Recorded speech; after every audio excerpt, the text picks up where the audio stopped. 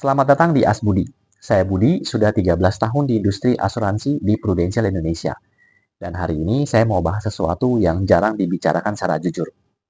Ada satu pertanyaan sederhana yang kalau saya tanya ke hampir siapapun, jawabannya seringkali membuktikan ada gap besar dalam perlindungan finansial mereka.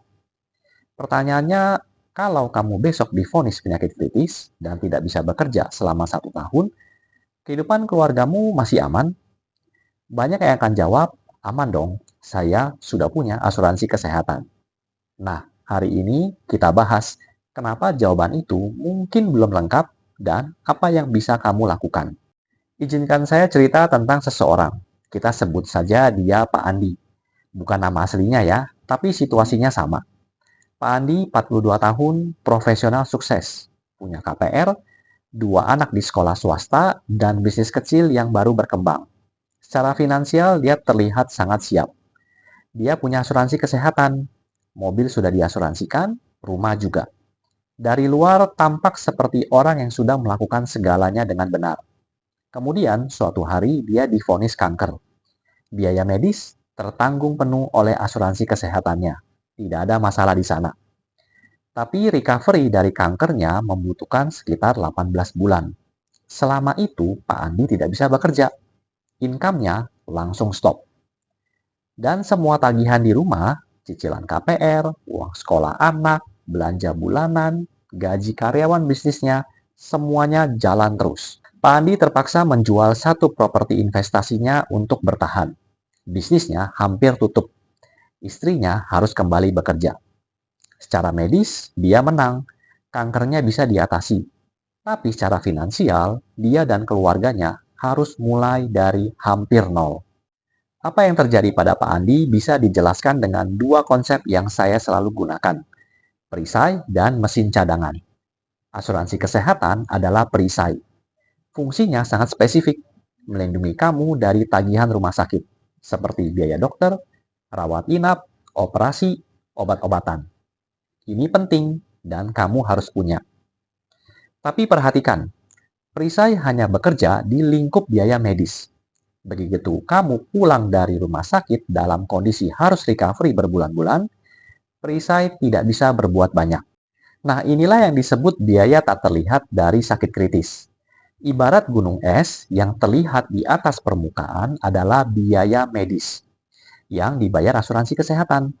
Tapi yang ada di bawah permukaan jauh lebih besar, seperti cicilan KPR, uang sekolah anak, belanja bulanan, gaji karyawan, dan biaya perawatan lanjutan di rumah.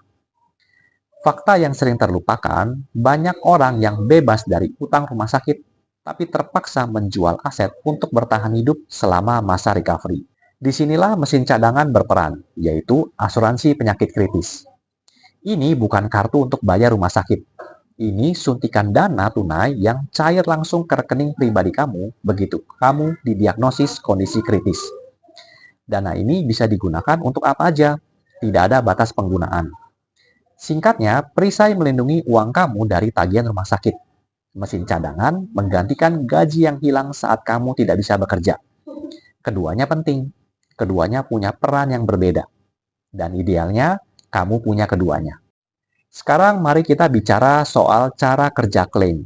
Karena ini yang sering bikin orang ragu. Prosesnya sebenarnya cukup sederhana. Ada 3 langkah. Langkah pertama, terdiagnosa.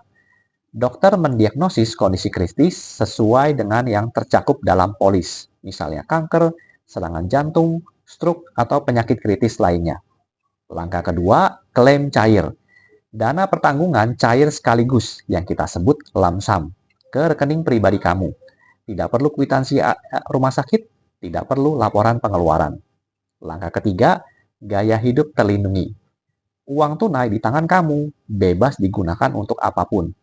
Cicilan, makan, sekolah anak, atau menjaga bisnis tetap berjalan. Ini sangat berbeda dengan asuransi kesehatan yang sifatnya cashless langsung ke rumah sakit. Di sini uangnya masuk ke rekening kamu, kamu yang pegang kendali. Pertanyaan yang paling sering saya terima adalah berapa dana penyakit kritis yang ideal? Ada formula sederhana yang saya gunakan, yaitu income setahun dikali 5. Itu adalah target dana cadangan kamu. Kenapa dikali 5? Karena rata-rata orang membutuhkan waktu 3-5 tahun untuk melewati masa pemulihan penyakit kritis hingga bisa kembali produktif sepenuhnya. Contoh konkret, kalau income kamu 200 juta per tahun, target dana cadangan ideal adalah 1 miliar. Dengan menabung sendiri untuk terkumpul 1 miliar, butuh menabung 8 juta per bulan selama 10 tahun. Dan selama proses itu, kamu belum terlindungi. Dengan asuransi penyakit kritis, proteksi 1 miliar bisa aktif hari ini juga, dengan premi bulanan yang jauh lebih kecil. Buat kamu yang punya usaha besar atau kecil, ada dimensi tambahan yang perlu dipertimbangkan. UMKM menyumbang 61% PDB Indonesia dan menyerap 97% tenaga kerja. Tapi sebagian besar UMKM sangat bergantung pada satu orang, yaitu pemiliknya. Kalau pemiliknya sakit dan tidak bisa hadir, 90% operasional bisa terhenti. Keputusan strategis macet, rekening bisnis terkunci, supplier dan klien kehilangan kontrak. Bayangkan kamu di ICU, tapi pikiran kamu terpecah antara kondisi kesehatan dan operasional toko. Telepon dari supplier, tagihan jatuh tempo, gaji karyawan, ini bukan kondisi yang kondusif untuk pemulihan. Asuransi penyakit kritis sebagai business continuity fund memungkinkan kamu membayar gaji karyawan, membayar sewa dan cicilan bisnis, mempertahankan kepercayaan supplier dan klien, dan menjaga bisnis tetap berjalan. Sementara kamu fokus sembuh. Sehingga saat kamu kembali, bisnis kamu masih ada dan masih layak dilanjutkan. Sekarang saya mau ajak kamu untuk self-check sebentar. 3 pertanyaan sederhana. 1. Kalau besok kamu tidak bisa bekerja 12 bulan, cicilan rumah dan sekolah anak masih aman? 2. Apakah keluarga kamu tahu dari mana uang belanja bulan depan berasal kalau income kamu nol? 3. Apakah tabungan kamu saat ini murni untuk masa depan dan bukan untuk biaya hidup kalau kamu sakit? Kalau ada satu jawaban yang belum yakin, itu tanda bahwa Anda sesuatu yang perlu kita perkuat bersama. Kerja keras kamu selama ini terlalu berharga untuk tidak dilindungi dengan benar. Kalau kamu mau ngobrol lebih lanjut, bukan sesi jualan, tapi sesi kalkulasi dan perencanaan, saya buka free 15-minute clarity chat via WhatsApp, link di deskripsi. Subscribe, like, dan share kalau video ini bermanfaat, karena mungkin ada seseorang di circle kamu yang perlu mendengar ini. Sampai jumpa di video berikutnya. Saya Budi dari As Budi.